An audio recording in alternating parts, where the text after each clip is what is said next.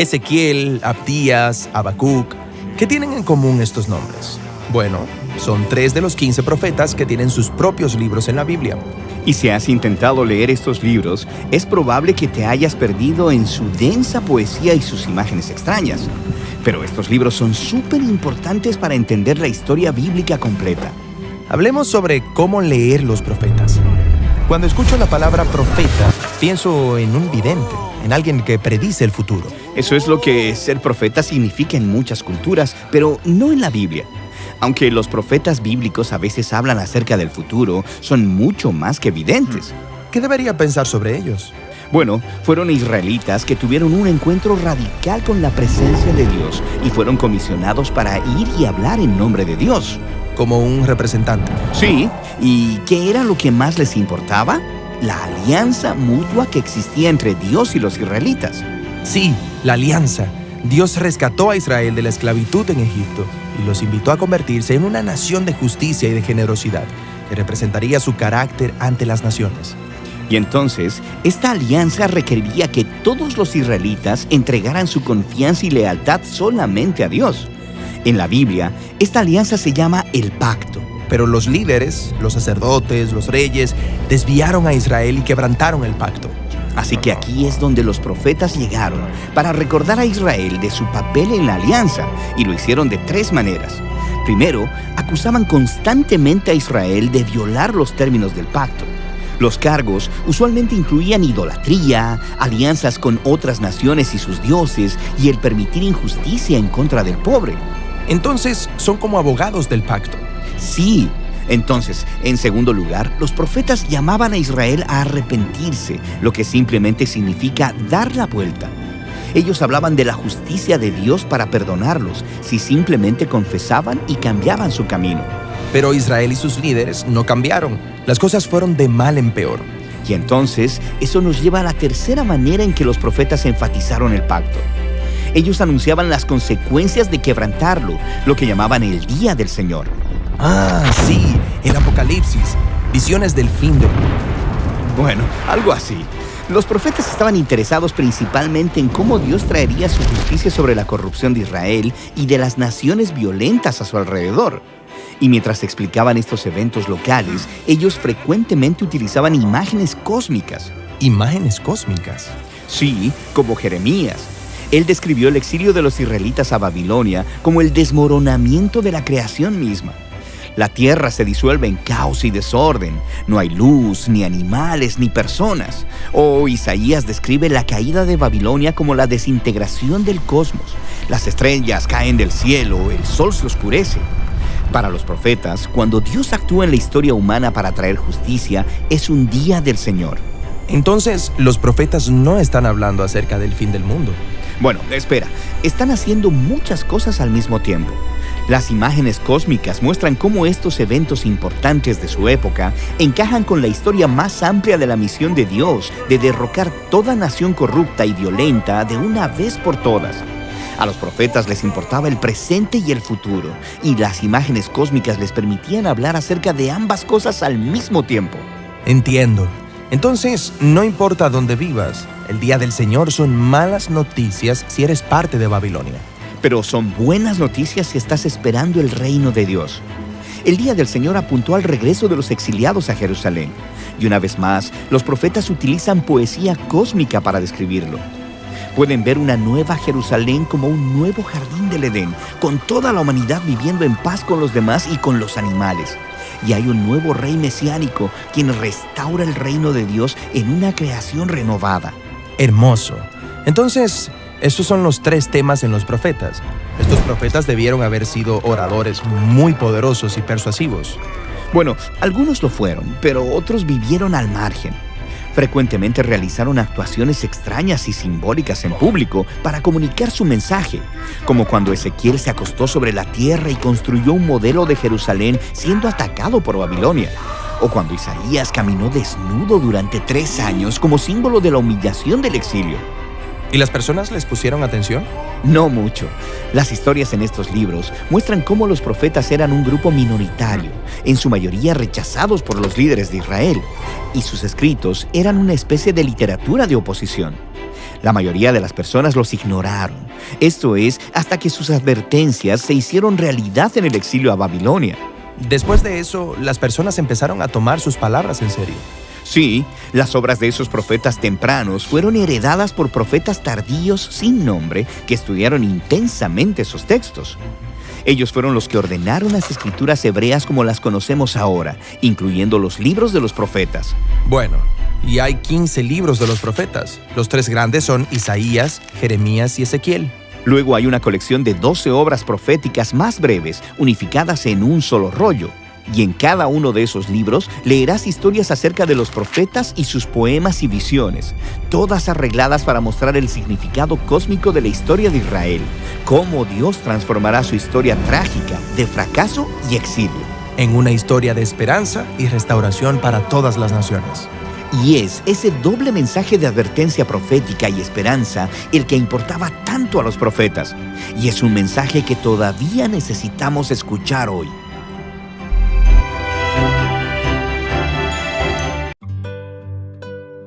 Jonás capítulo 1. El Señor le dio el siguiente mensaje a Jonás, hijo de Amitai. Levántate y ve a la gran ciudad de Nínive. Pronuncia mi juicio contra ella, porque he visto lo perversa que es su gente. Entonces Jonás se levantó y se fue en dirección contraria para huir del Señor. Descendió al puerto de Jope, donde encontró un barco que partía para Tarsis. Pagó su pasaje, subió a bordo y se embarcó rumbo a Tarsis con la esperanza de escapar del Señor. Ahora bien, el Señor mandó un poderoso viento sobre el mar, el cual desató una violenta tempestad que amenazaba con despedazar el barco. Temiendo por sus vidas, los desesperados marineros pedían ayuda a sus dioses y lanzaban la carga por la borda para aligerar el barco. Todo esto sucedía mientras Jonás dormía profundamente en la bodega del barco. Así que el capitán bajó a buscarlo. ¿Cómo puedes dormir en medio de esta situación?, le gritó. ¡Levántate y ora a tu Dios! Quizá nos preste atención y nos perdone la vida. Entonces la tripulación echó suertes para ver quién había ofendido a los dioses y causado tan terrible tempestad. Cuando lo hicieron, la suerte señaló a Jonás como el culpable. Así que los marineros le reclamaron: ¿por qué nos ha venido esta espantosa tormenta? ¿Quién eres? ¿En qué trabajas? ¿De qué país eres? ¿Cuál es tu nacionalidad? Soy hebreo, contestó Jonás, y temo al Señor, Dios del cielo, quien hizo el mar y la tierra. Los marineros se aterraron al escuchar esto, porque Jonás ya les había contado que huía del Señor. ¡Ay! ¿Por qué lo hiciste?, gimieron. Como la tormenta seguía empeorando, le preguntaron: ¿qué debemos hacer contigo para detener esta tempestad? Échenme al mar, contestó Jonás, y volverá la calma. Yo sé que soy el único culpable de esta terrible tormenta. Sin embargo, los marineros remaron con más fuerza para llevar el barco a tierra, pero la tempestad era tan violenta que no lo lograron. Entonces clamaron al Señor, Dios de Jonás. ¡Oh Señor!, le rogaron, no nos dejes morir por el pecado de este hombre y no nos hagas responsables de su muerte. ¡Oh Señor!, has enviado esta tormenta sobre él y solo tú sabes por qué. Entonces los marineros tomaron a Jonás y lo lanzaron al mar embravecido, y al instante se detuvo la tempestad. Los marineros quedaron asombrados por el gran poder del Señor. Le ofrecieron un sacrificio y prometieron servirle. Entretanto, el Señor había provisto que un gran pez se tragara a Jonás, y Jonás estuvo dentro del pez durante 3 días y 3 noches. Jonás capítulo 2. Entonces Jonás oró al Señor su Dios desde el interior del pez y dijo: en mi gran aflicción clamé al Señor y Él me respondió. Desde la tierra de los muertos te llamé, y tú, Señor, me escuchaste. Me arrojaste a las profundidades del mar, y me hundí en el corazón del océano. Las poderosas aguas me envolvieron, tus salvajes y tempestuosas olas me cubrieron. Entonces dije: oh Señor, me has expulsado de tu presencia. Aún así volveré a mirar hacia tu santo templo. Me hundí bajo las olas y las aguas se cerraron sobre mí. Las algas se enredaban en mi cabeza. Me hundí hasta las raíces de las montañas. Me quedé preso en la tierra, cuyas puertas se cierran para siempre. Pero tú, oh Señor mi Dios, me arrebataste de las garras de la muerte. Cuando la vida se me escapaba, recordé al Señor. Elevé mi oración sincera hacia ti en tu santo templo. Los que rinden culto a dioses falsos le dan la espalda a todas las misericordias de Dios. Pero yo te ofreceré sacrificios con cantos de alabanza y cumpliré todas mis promesas, pues mi salvación viene solo del Señor. Entonces el Señor ordenó al pez escupir a Jonás sobre la playa. Jonás capítulo 3. El Señor habló por segunda vez a Jonás: levántate y ve a la gran ciudad de Nínive y entrega el mensaje que te he dado. Esta vez Jonás obedeció el mandato del Señor y fue a Nínive, una ciudad tan grande que tomaba 3 días recorrerla toda. El día que Jonás entró en la ciudad, proclamó a la multitud: dentro de 40 días Nínive será destruida. Entonces la gente de Nínive creyó el mensaje de Dios, y desde el más importante hasta el menos importante declararon ayuno y se vistieron de tela áspera en señal de remordimiento. Cuando el rey de Nínive oyó lo que Jonás decía, bajó de su trono y se quitó sus vestiduras reales. Se vistió de tela áspera y se sentó sobre un montón de cenizas. Entonces el rey y sus nobles enviaron el siguiente decreto por toda la ciudad: nadie puede comer ni beber nada, ni siquiera los animales de las manadas o de los rebaños. Tanto el pueblo como los animales tienen que vestirse de luto, y toda persona debe orar intensamente a Dios, apartarse de sus malos caminos y abandonar toda su violencia. ¿Quién sabe? Puede ser que todavía Dios cambie de parecer, contenga su ira feroz y no nos destruya. Cuando Dios vio lo que habían hecho y cómo habían abandonado sus malos caminos, cambió de parecer y no llevó a cabo la destrucción con que los había amenazado. Jonás capítulo 4. Este cambio de planes molestó mucho a Jonás y se enfureció. Entonces le reclamó al Señor: Señor, ¿no te dije antes de salir de casa que tú harías precisamente esto? Por eso huí a Tarsis. Sabía que tú eres un Dios misericordioso y compasivo, lento para enojarte y lleno de amor inagotable. Estás dispuesto a perdonar y no destruir a la gente. Quítame la vida ahora, Señor. Prefiero estar muerto y no vivo si lo que yo predije no sucederá. El Señor le respondió: ¿te parece bien enojarte por esto? Entonces Jonás se fue al oriente de la ciudad e hizo una enramada. Luego se sentó bajo la sombra de la enramada mientras esperaba ver lo que le acontecería a la ciudad. Ahora bien, el Señor Dios proveyó que una planta frondosa creciera allí y pronto extendió sus anchas hojas sobre la cabeza de Jonás y lo protegió del sol. Esto le trajo alivio y Jonás estuvo muy agradecido por la planta. Pero Dios también proveyó un gusano. Al amanecer del día siguiente, el gusano se comió el tallo de la planta, de modo que se marchitó. Así que cuando el sol se intensificó, Dios proveyó un viento abrasador del oriente para que soplara sobre Jonás. El sol pegó sobre su cabeza hasta que se sintió tan débil que deseaba morirse y exclamó: «Es mejor morir que vivir así». Entonces Dios dijo a Jonás: «¿Te parece bien enojarte porque la planta murió?». «Sí», replicó Jonás, «estoy tan enojado que quisiera morirme». Entonces el Señor le respondió: «Sientes lástima por una planta, aunque tú no hiciste nada para que creciera. Creció rápido y murió rápido. Pero Nínive tiene más de 120,000 habitantes que viven en oscuridad espiritual, sin mencionar todos los animales. ¿No debería yo sentir lástima por esta gran ciudad?». Salmos capítulo 144, versículos del 1 al 8.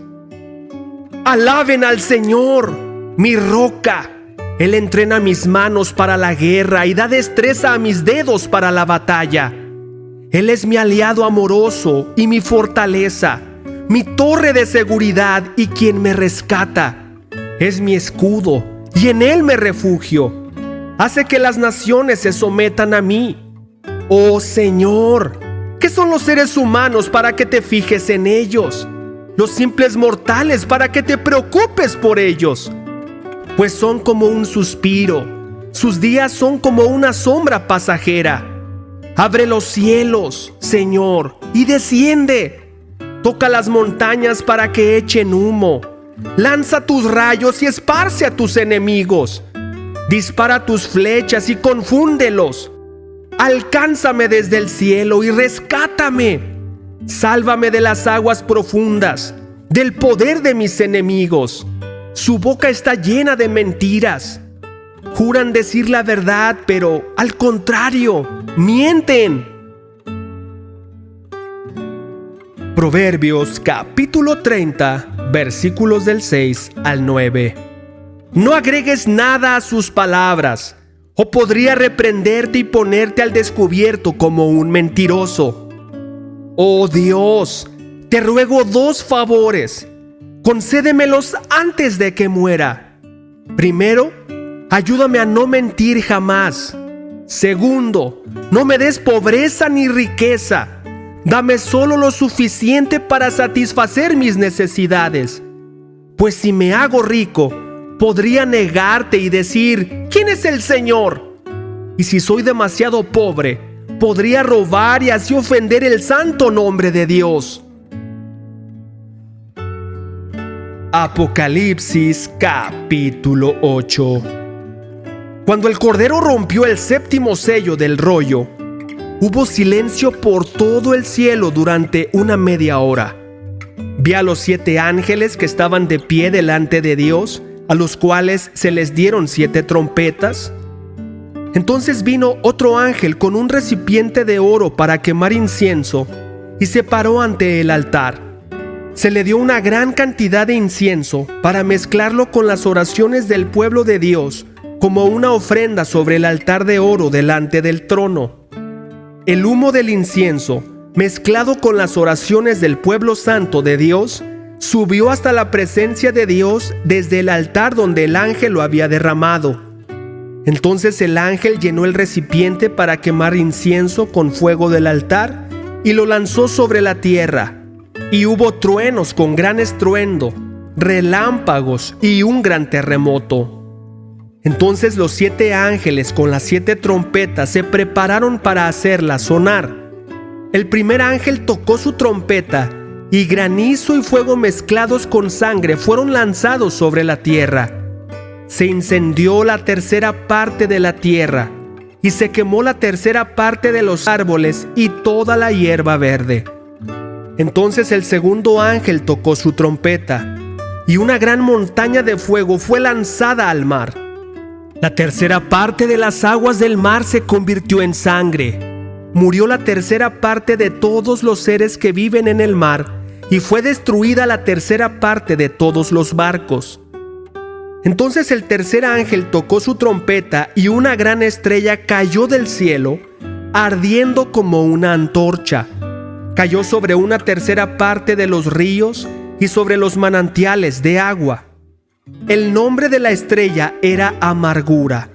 Hizo que la tercera parte de las aguas se volviera amarga, y mucha gente murió por beber de esa agua amarga. Entonces el cuarto ángel tocó su trompeta, y se dañó la tercera parte del sol, y la tercera parte de la luna, y la tercera parte de las estrellas, y se oscurecieron. Así que la tercera parte del día quedó sin luz, y también la tercera parte de la noche. Entonces miré y oí la voz de un águila que cruzaba los cielos gritando fuerte: ¡Terror! ¡Terror! ¡Terror para todos los habitantes de este mundo por lo que vendrá cuando los últimos 3 ángeles toquen sus trompetas!